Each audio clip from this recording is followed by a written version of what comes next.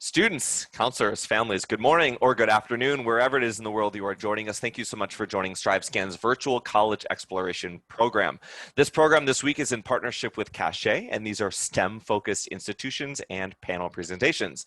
A few housekeeping items before we begin with today's session. First and foremost, you are encouraged to ask questions of your panelists via the Q&A button that you see on your screen.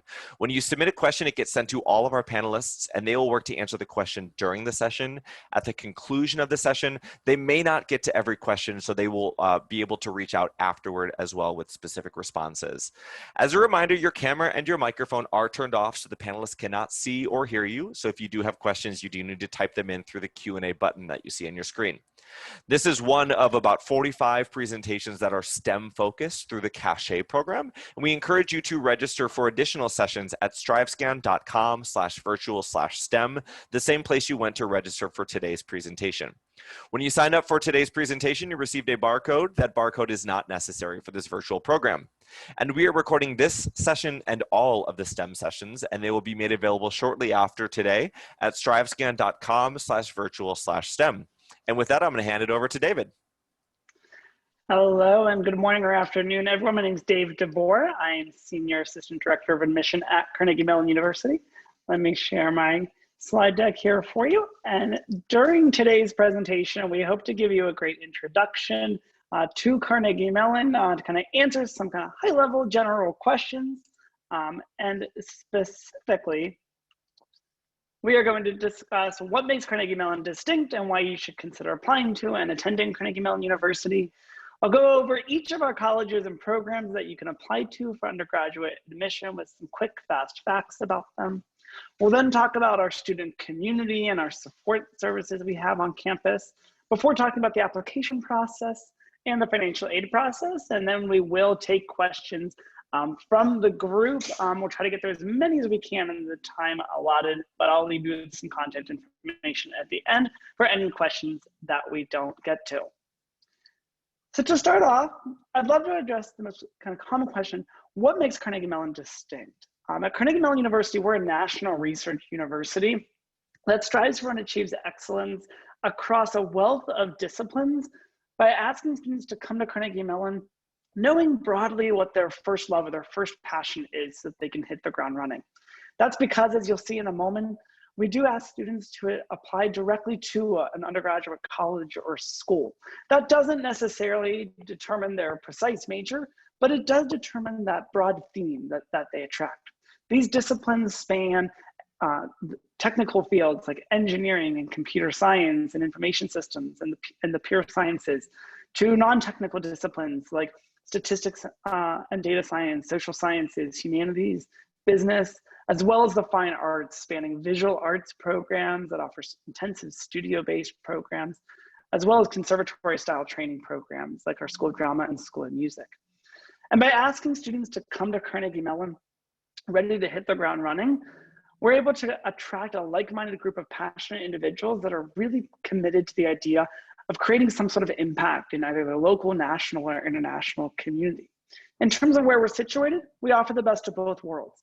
We're located right in Pittsburgh, Pennsylvania, a really leading city right now that allows students to enjoy the benefits of a small on-campus residential experience, yet with access to all of the amenities they would want from a major city, just a 5 or 10 minute bus ride away at no extra cost to their experience.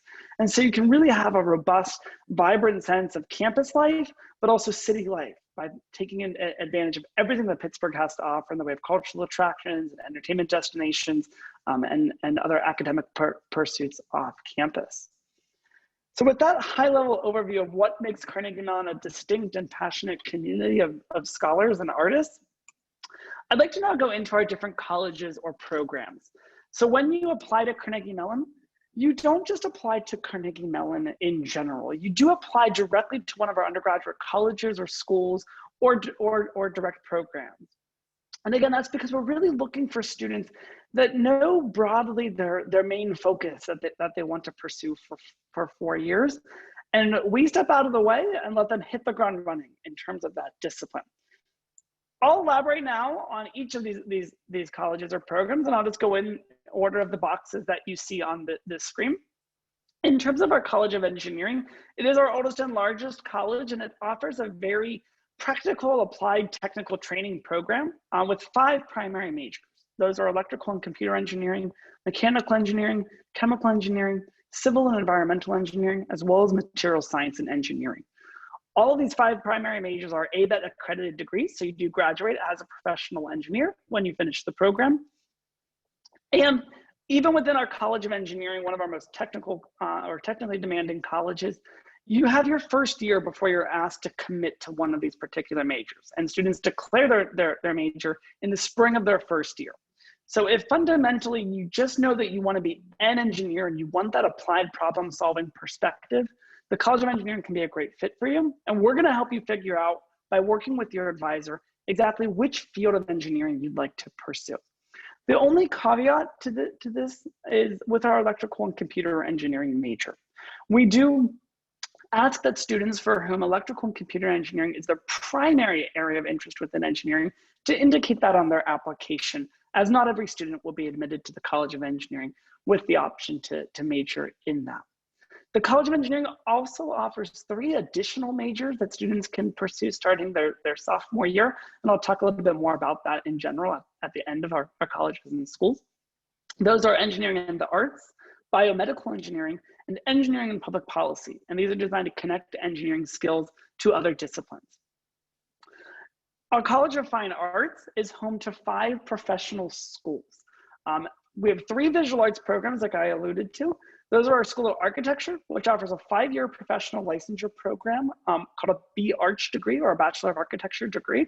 So after the end of the program, you are a licensed architect, ready to go off and practice and start your career. We also offer a Bachelor of Fine Arts through our School of Art, which is a very contemporary studio-based program. And we offer a Bachelor of Design in our School of Design, which offers concentration areas in product design, environmental design, and communications design. And the program is designed to help you figure out which of those areas you're going to gravitate towards. These are intensive studio-based programs. So they are for students who want to be in studio, refining their skills, refining their craft to become a professional artist of some form. We also have 2 conservatory style programs, our School of Drama and our School of Music. These are for students who don't just want to study the theory of drama or theater arts, or want to understand kind of the theory behind music. They're for students who want to live and breathe these crafts and become a working performer once they graduate. As a result of the artistic nature of our College of Fine Arts, the application process is a little bit different.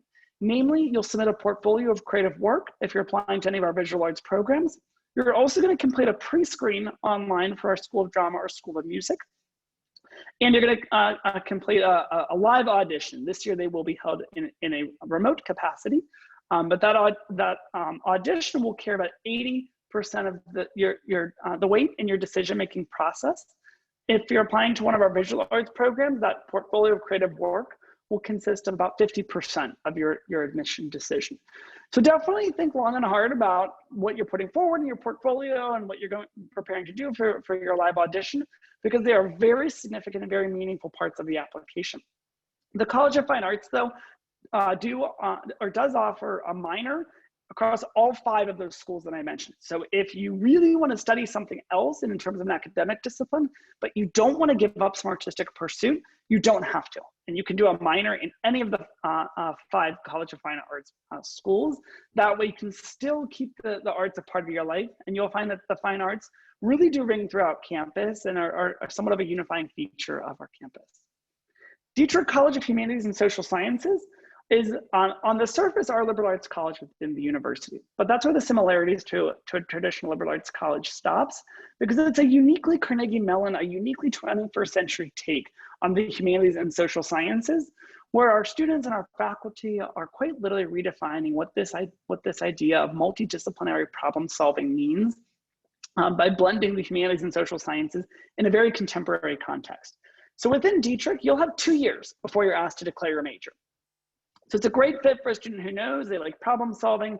They know they like a lot of different disciplines, but they're not quite sure which one's the best fit for them.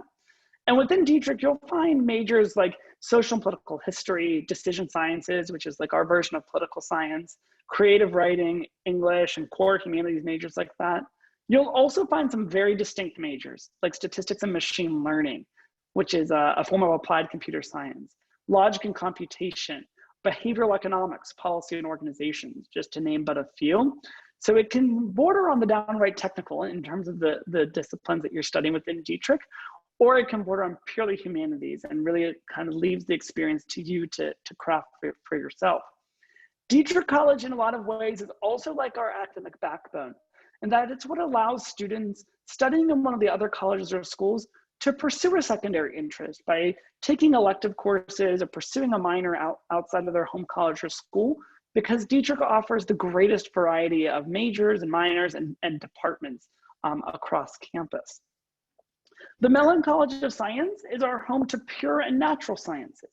So if you know you want to be a scientist, you know you're really drawn to scientific discovery and scientific research, the Mellon College of Science can be a really great fit for you. You'll have your first year before you're asked to declare your major across departments, including mathematical sciences, biological sciences, chemistry, and physics. And you'll have an advisor from day one to help you make that determination. Like I was alluding to, the Mellon College of Science is a very research-intensive program. They're going to get you excited about the research process as early as your first year through your first year seminar. And as a result, it's not uncommon that students in the Mellon College of Science start engaging with research as early as their sophomore year. University-wide, any students encouraged to start an independent research project as early as they're comfortable. There's no waiting period. There's no formal application process. You just have to be willing to have a conversation with one of your professors or one of your advisors or the undergraduate research office so you get connected with the best person to mentor you on your work. What's more, we even have research funding available for students, namely our small undergraduate research grant and small undergraduate research fellowship to help offset any expenses you might incur to do your research. Our School of Computer Science is a home to 3 majors. And again, you have your first year before you're asked to commit to one. Those majors are computer science, artificial intelligence, and computational biology. The School of Computer Science is the best fit for students who are drawn to a very theoretical, very abstract math-centric type of computer science where they're not studying how to apply existing technology and existing tools to current problems, but instead they're thinking about how to invent new tools that we're going to apply 5 or 10 years from now. In other words, this is the program for a student who doesn't want to learn how to apply a programming language. They want to learn how to create an entirely new programming language. And so it's very much a theoretical and very kind of research-driven perspective of the field. Because it is so high level, they do require you to have a minor outside of the School of Computer Science. Now, if you're thinking, I really want to solve current problems, I really want to apply the latest tools that we have access to right now, but put them together in a new way to solve current problems, you would be better off looking into our information systems major. It's a standalone major that's run by our Dietrich College and our Heinz College, and you'll see it as a standalone option on the Common App when you go to apply. Information systems is essentially applied computer science, and it allows students the ability to work collaboratively and in a very interdisciplinary manner by taking courses from information systems, the School of Computer Science, Tepper School of Business, and some statistics and data science courses, and really understand how do we apply existing tools in a very real world, very project-based, consultant-based experience to solve current problems. And finally, our Tepper School of Business is our home to business administration. It's one major, so that will be your major if you apply to the Tepper School of Business. But there are a series of concentrations that you can add on, starting as early as your sophomore year to add some specialization in things like marketing or international management or accounting and what have you. The Tepper School of Business is a very quantitative approach to business administration. As a fun little history lesson, we had a graduate program first, which became our MBA program, and then we created an undergraduate program. And as a way of kind of easily adding a model and a template for that undergraduate curriculum, we followed our MBA curriculum. So a lot of times students report that they feel like they're getting an MBA caliber education at the undergraduate level. By that, I mean they're receiving the high-powered analytical skills and tools and the leadership development and coaching and theory that they need in order to be a really impactful business leader when they graduate. As such, you'll find that students who have a very entrepreneurial mindset, students who are very drawn to kind of innovation and understanding how businesses are evolving and adapting to an ever-changing marketplace, really find a great home within the Tepper School of Business. The Tepper School also requires you to have a minor outside of the school, which oftentimes students will use as a way of marketing themselves for internships or pursuing some other skills that kind of relate to a possible industry they might be going into. So that's a very high level overview of our colleges and programs that you would apply to when you go to submit your common application. But I want you to think about these colleges or schools in terms of the broad theme. As you can see, each one gives you some time before you're asked to commit to a major. So don't feel like you necessarily need to know exactly what your precise major is going to be. Instead, focus on each of these in terms of the broad discipline that you're most passionate about. In terms of our student community, our students aren't just living or aren't just learning at Carnegie Mellon, they are living on campus. And we have a very vibrant sense of student life that keeps you busy outside of the classroom. This largely comes from our student organizations, and we have over 300. That means if you're looking for a certain niche or a certain interest group that you'd like to join and you'd like to get involved with like-minded students, odds are you're going to find it by walking around the activities fair in the fall semester of each year. If you don't see a club that you want to join, but you know at least one other student with the same interest, you are encouraged to start a new organization. And as such, we're constantly adding new organizations to our list as students really are encouraged to take initiative and take ownership of the Carnegie Mellon experience. Of course, while our students find a tremendous outlet and a tremendous way to engage with their peers outside of class through our student organizations, we also have a number of support services to make sure that we're supporting you and helping you find success throughout your 4 years. Largely, this comes from our Student Academic Success Center, which offers a range of free services for students ranging from one-on-one academic coaching sessions to help you with study skills, to medium group supplemental instruction courses that review material from a particular course to help you with a particular course subject matter, to one-on-one tutoring sessions where you're able to sit down, oftentimes in your first year house, and really kind of get your specific questions or kind of specific help kind of working through some of your academic work. We also have disability services staff on campus. We have our Office of Student Affairs, which kind of oversees not only our student organizations, but all of our on-campus support to make sure that they're supporting you in the best way possible. But we also have our Center for Student Diversity and Inclusion, which oversees our affinity groups for any of our underrepresented students on campus, from underrepresented minority students to first-generation students, to LGBTQ+ students and the like. And the Center for Student Diversity and Inclusion is located right in the center of campus in our University Center. And they're a great resource to make sure that if you're not sure where else to turn to, maybe this is your first time navigating a college campus, and you know there's a lot of help out there, but you're not sure where to start, you can start there as your resource, and they'll get you connected to the best resources to help you find success. And finally, we do have a very vibrant sense of athletics and school pride that comes with that. We are an NCAA Division III school. We do have about 23 varsity sports on campus. You can learn more on our athletics website if you are interested in playing at the varsity level. But if you want to stay involved athletically and don't want the time commitment of a varsity sport, we also have over 40 club and intramural sports that you can partake in as well to kind of keep that competitive spirit and competitive drive. Again, that's a quick overview, but that shows you that Carnegie Mellon students are a busy group. They really take ownership of engaging with each other in a rigorous way in the classroom, but just as passionately outside of the classroom as well. And our most successful students are the ones that are taking advantage of everything that this community has to offer.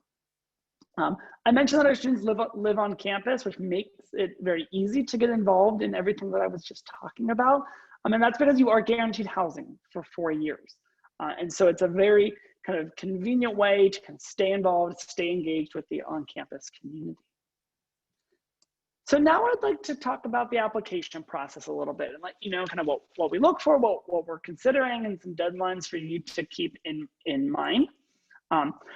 When you apply, we have largely two deadlines that we want you to keep in mind. The first one is regular decision, which for this year will be January 4th, but December 1st is what it will be for the School of Drama and School of Music. It's bumped up about a month earlier for drama and music applicants, just to give you some more time in order to schedule your audition and walk through that process. And then our other deadline is early decision. That's due November 1st. The difference between early decision and regular decision is that early decision is a binding agreement where you say that in exchange for being notified by December 15th that, of my decision, I agree that if I'm admitted, I am going to enroll it at Carnegie Mellon. As such, it's not the application plan for everyone. The vast majority of our students want a little bit more time to make a decision.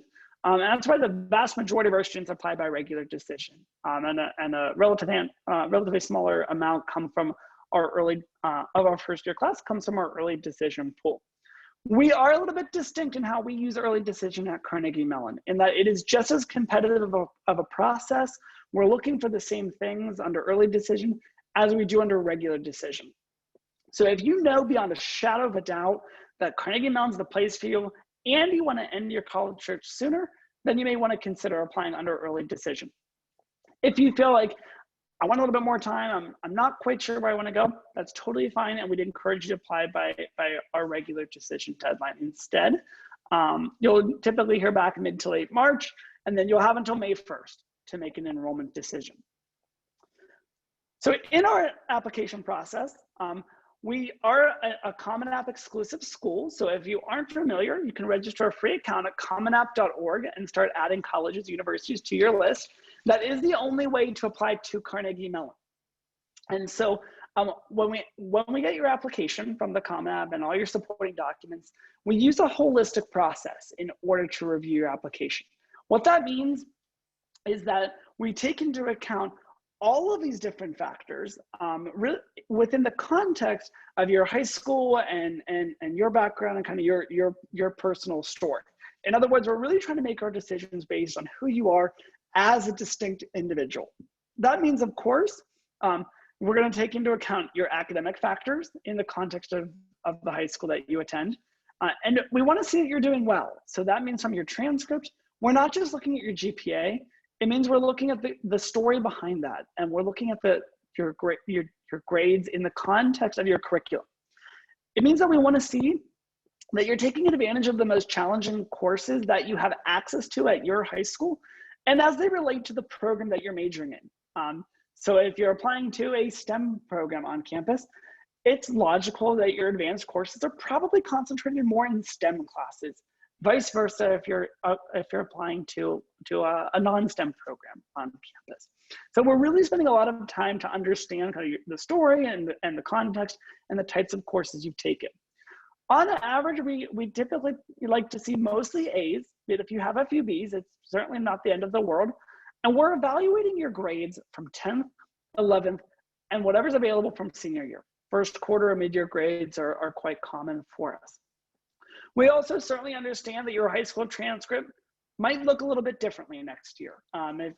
If you're applying this fall, as high schools have changed to remote learning environments and have been impacted by COVID-19, we certainly understand that there might be classes that you were hoping to take that you're no longer taking, or that your courses are on a pass-fail system. We're going to take into account all that information based on whatever your high school's decided.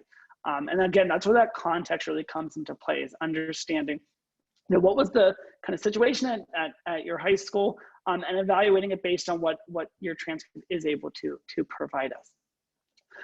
We do also, in terms of academic factors, look at some non-quantitative information. These are largely your letters of recommendation. We require two, one from your counselor and one from any teacher who knows you well. And we have no preference for what subject matter they teach. We really, prefer that students just send us those two. That's really the amount of context that we need. You're welcome to send an additional one if you would like. My recommendation would be, if it's not going to offer any additional perspective that's different from what your counselor and the first teacher can share, don't worry about it. We're really trying to take some stress off the process and make it a little bit more straightforward for you. In terms of non-academic factors, I personally love that because that's essentially everything that you're not doing when you're not physically in a classroom. So it could be your extracurricular involvement on your activities list of the Common App, which doesn't just have to be a school-sponsored extracurricular. It very well could be, but it could be something you've done in your community. It could be that part-time job. It could be those family responsibilities that you have to attend to.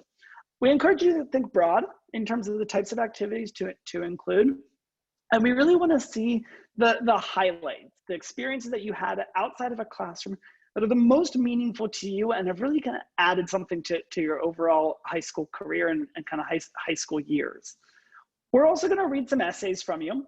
Your personal statement from the Common App is one where we really don't have a preference, or we really don't look for a certain kind of topic that you're writing about. Instead, we hope to learn something new about you from that personal statement that we're not going to get from any other document. So if you think about what's that one topic, what's that one piece that's missing that kind of humanizes you, kind of adds some personality to your application, that's really what we want you to talk about in that personal statement. We also ask you to submit a writing supplement in addition to the common application. That's a Carnegie Mellon specific section that only we're going to see. And for us, we ask you 3 questions. And we ask all of our applicants the same 3 questions because they're what we use to measure something we call demonstrated fit. We don't measure demonstrated interest, so we don't track how many times you engage with us or how interested you are in attending Carnegie Mellon. Instead, we're much more curious to hear in your own words, why are you a good fit for Carnegie Mellon and how is Carnegie Mellon a good fit for you? And the fairest way for us to equitably measure this across all of our applicants is to ask you all the same 3 questions. So really, reflect on those essay questions. They are available on our website, but on August 15th, you're gonna actually officially be able to see the writing supplement on the common application. And I would encourage you to reflect on them, mull them over, and really make sure that you're reflecting in as authentic of a way as possible.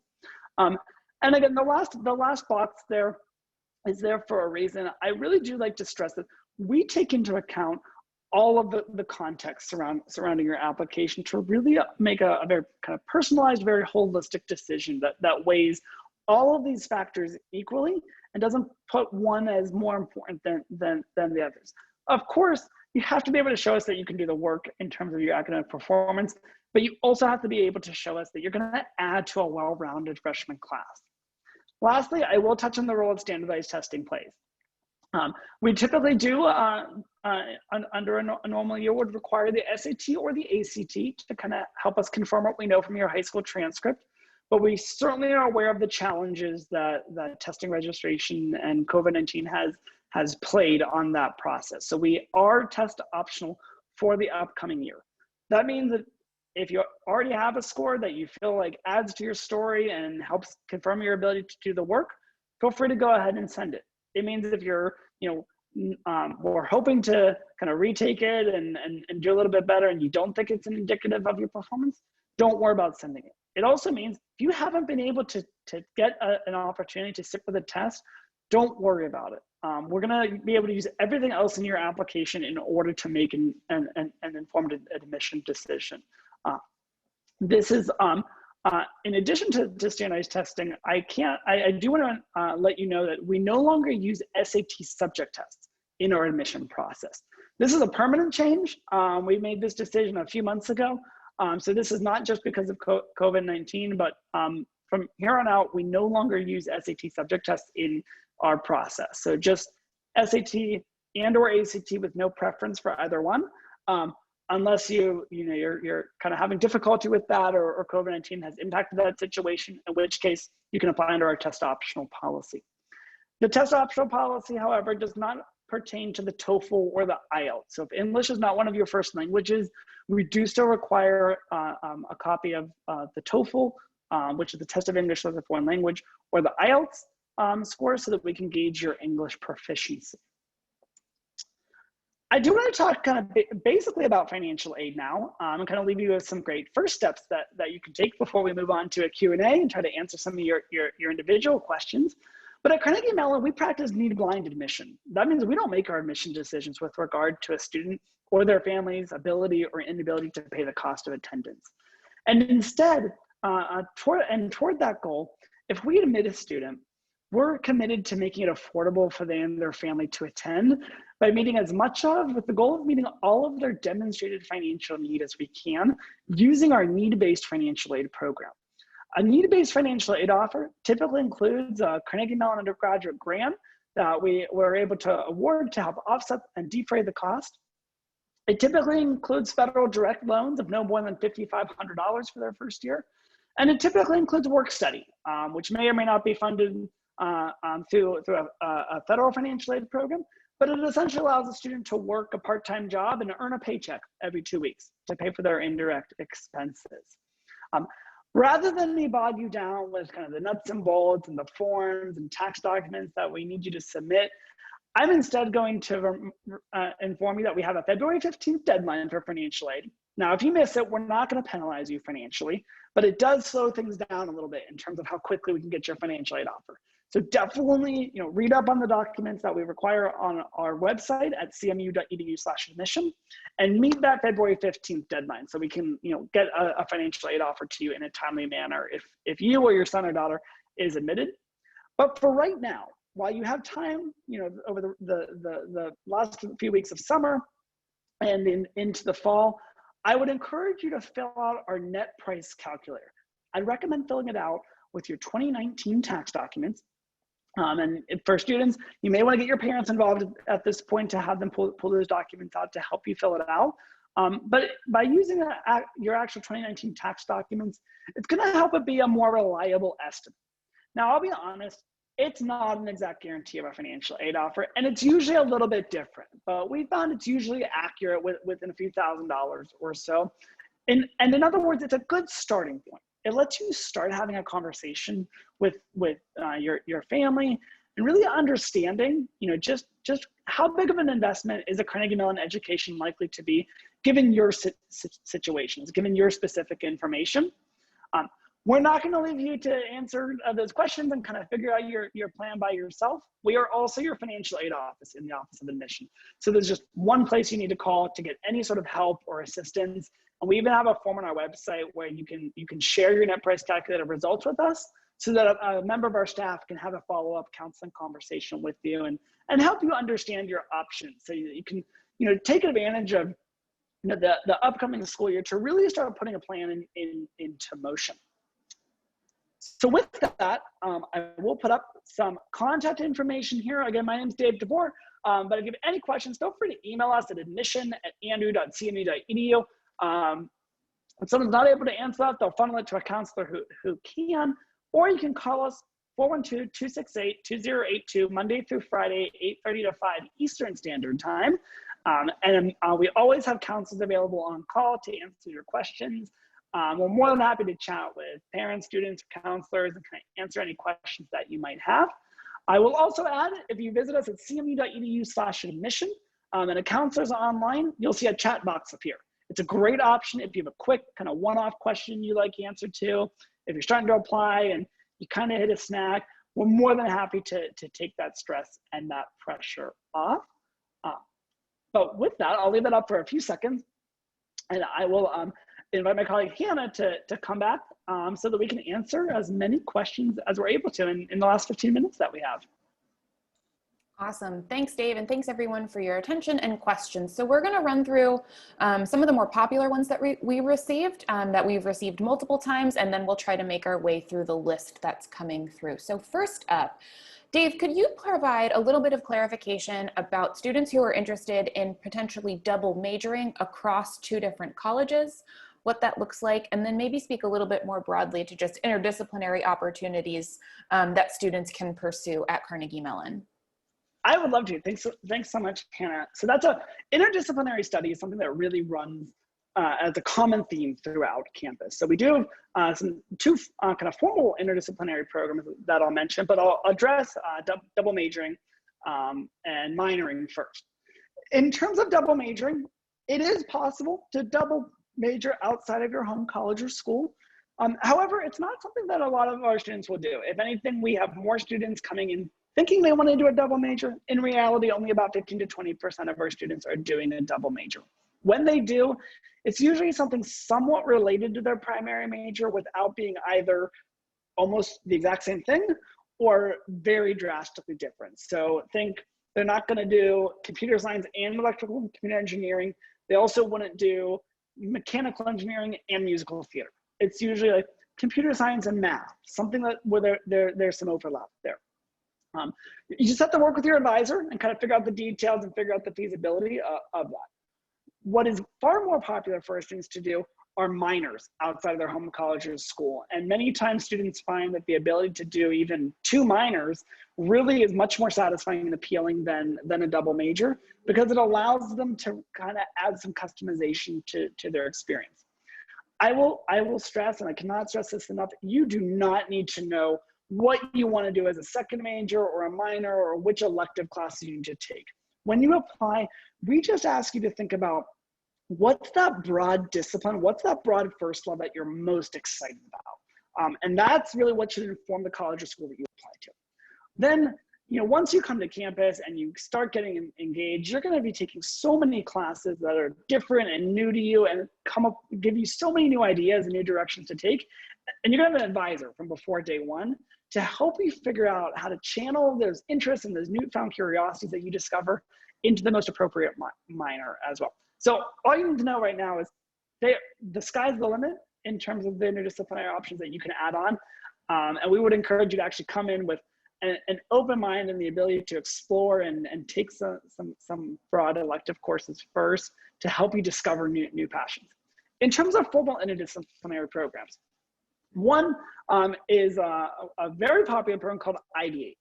Ideate is designed to bridge the gap between arts and technology innovation and really take these core strengths we have as a university and bring students from across the university together to collaborate. So Ideate offers students, no application needed for it, to do minors in topics like sonic arts, game design, animation and special effects, innovation and entrepreneurship. In other words, they're topics that really require students who are expert from all these different colleges or schools coming together in the Ideate labs in the basement of Hunt Library, that building behind Hannah in her background. And really they're able to kind of use those labs to bring their ideas to reality.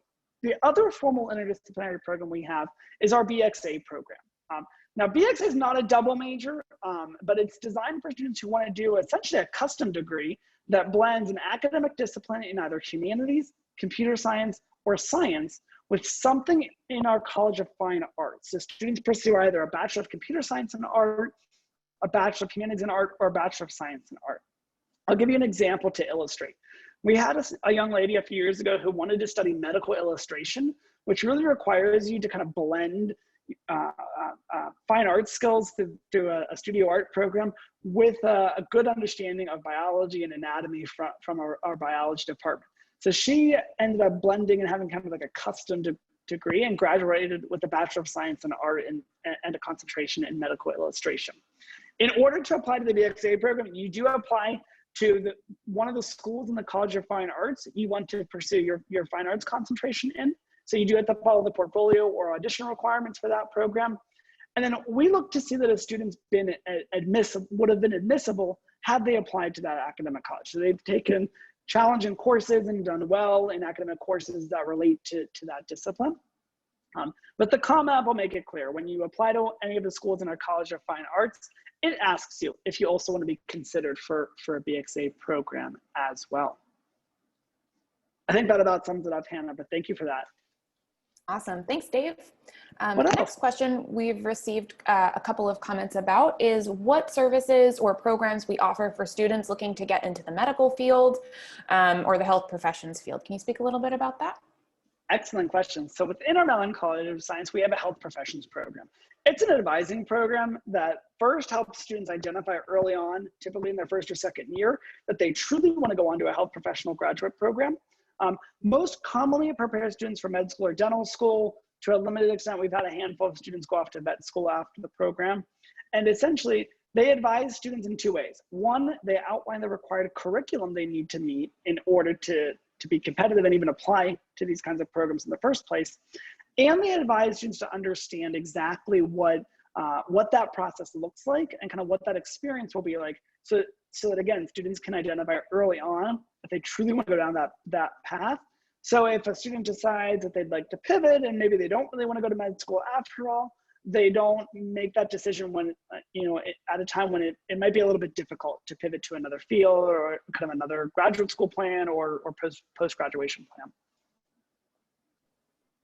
Awesome, thank you. All right, so next question, and I'm going to sort of generalize so that we can speak a little bit more broadly about this, but what would a student's first year coursework look like? So would it be more general education requirements? Would students be heading right into major courses? Can you expand a little bit on that first year experience? Absolutely. So your first year experience is largely determined by the college or school that you're in. So we don't have a university-wide core curriculum or kind of a university-wide set of gen ed curriculum or courses that students need to take. We do have about 2 required courses that students need to take. One is essentially a first year writing course, and one is a course called Computing at CMU. Don't worry if you're not interested in computer science. It's essentially an online course that teaches students how to use all of our computer systems that students need to interact with on a daily basis. And we require it just to make it easy for students to learn that early on. Other than that, that's really it as far as kind of like a university-wide core curriculum. So your college or school is going to have a first year experience, typically some sort of a first year seminar course you'll take to kind of introduce you to kind of the concepts and the field that you're going to be studying. You're also going to likely have a set of kind of courses that are somewhat outlined for you. It might not be all of your courses are a list of take this, this, this, and this. It might be take a selection from these possibilities. So it'll be a little bit more structured, a little bit more guided for you within that first year. And then after going into your sophomore year, that's when you work with your advisor and you have far more control of the classes that you're taking, while also following the requirements that you need for your major and other college or school requirements. What we do have instead of a university-wide core curriculum are essentially university elective requirements. So in addition to your major requirements and your college or school requirements, in order to graduate, there's going to be a certain number of units made up of essentially university electives. And that's by design. That's really meant to help facilitate interdisciplinary study and really help you kind of have an expectation to try classes, either outside of your main primary department or outside of your college or school entirely, and really explore there as well. You will have access to your advisor from before you step foot on campus for your first year. And they will really guide you and really kind of be that initial point of contact to help make sure that first year is a foundation for success. And then typically once you declare your major, you'll have a faculty advisor in that specific department who can really work with you on things related to your specific major. Awesome, thank you. And I think probably our last question for today, I know we're coming up on time here, but can you speak a little bit about the credit transfer program and what students who might be bringing in AP credits or IB credits or community college courses, what that process looks like? Excellent. So in terms of the AP courses, we typically like to see 4s or 5s on the AP exam. In terms of IB scores, kind of determines by the department. We generally like to see like 5s, 6s, and 7s are a pretty good spot for students to concentrate in. And then in terms of community college courses or dual enrollment courses, typically like to see at least a passing grade. From an admissions standpoint, we prefer you have the A as a little plug, and then they need to be at least 3 credit hours. Those are all handled sort of post-enrollment. So after students have been admitted and decided to enroll, you can submit that documentation to your department, and they'll review that for possible transfer credit. It's not necessary for students to graduate with those courses, and most students will opt instead to still take classes, even if it's somewhat repetitive to an advanced course they took in high school, especially if it's something related to their major or their disciplines. And that's typically the advice of our faculty members as well. From an admission standpoint, we don't really look at it from a credit standpoint. We look at it more from, that's the type of rigorous curriculum you had access to and you went for it and you took advantage of it. So I think that was our last question, but I do again want to thank you all for attending our presentation. Again, cmu.edu/admission really is your best friend. 90% of your questions can be answered through the search box there, but for those that can, again, call us 412-268-2082, email us at admission@andrew.cmu.edu, or hit us up on the chat box at cmu.edu/admission if accounts are online. But good luck with your college search, and we hope to hear from you soon. Thank you so much to the CMU staff for sharing this information, and students and counselors, thank you so much for joining us as well. When you close this box, a very quick 4-question survey will appear, so we do ask for your feedback on today's session. And we encourage you to sign up for the additional STEM programs that are running through Thursday evening at strivescan.com/virtual/STEM. This recording, as well as all of the recordings, will be made available at that exact same website as well. Thanks so much, everyone. Have a great day.